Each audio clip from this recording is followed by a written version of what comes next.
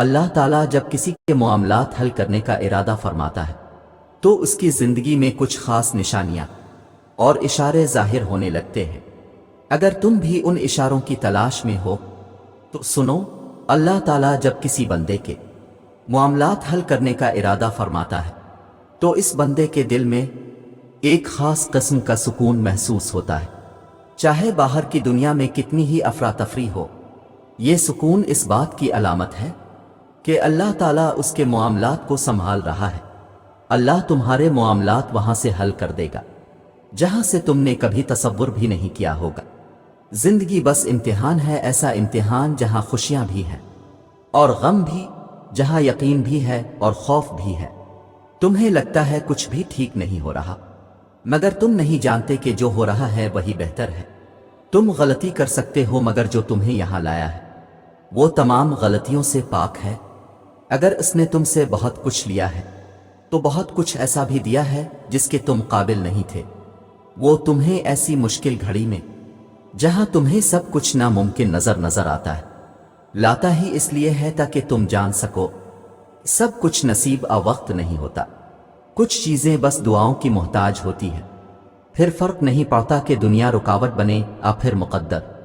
جب دعا مخلص دل سے نکلتی ہے تو دعا اس کے حق میں قبول کر لی جاتی ہے یا اس دل کو صبر دے دیا جاتا ہے۔ تمہارا یقین ہی تمہیں زندہ رکھتا ہے، اور جب ساری امیدیں اللہ سے وابستہ کر لی جائیں تو ہار جانے کا ڈر کیسا؟ جو جنگ اللہ کے ساتھ مل کر لڑی جاتی ہے اس میں شکست کبھی نہیں ہوتی۔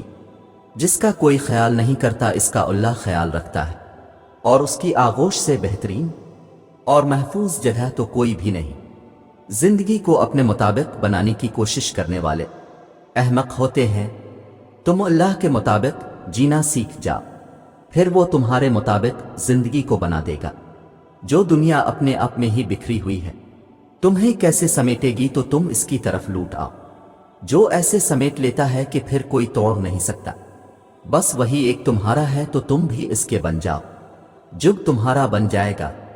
زندگی ابھی بھی باقی ہے، راہیں بھی نکلیں گی اور بہت سے نئے دروازے بھی کھلیں گے، منزلیں بھی ملیں گی اور معجزے بھی ہوں گے، داستانیں بھی مکمل ہوں گی اور دعائیں بھی قبول کر لی جائیں گی، اور تمہیں وہ سب ملے گا جس کے ملنے کا تم سوچ بھی نہیں سکتے۔ تمہارا اتنا طویل سفر طے کر کے یہاں تک آنا اور صبر کرنا کچھ بھی بے مقصد نہیں ہے۔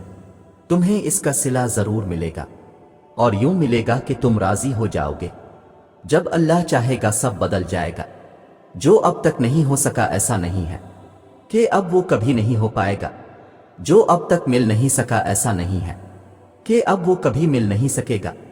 جس منزل کا انتخاب عرش والے نے کر رکھا ہے اس تک پہنچنے سے تمہیں دنیا کا کوئی راستہ روک نہیں سکتا۔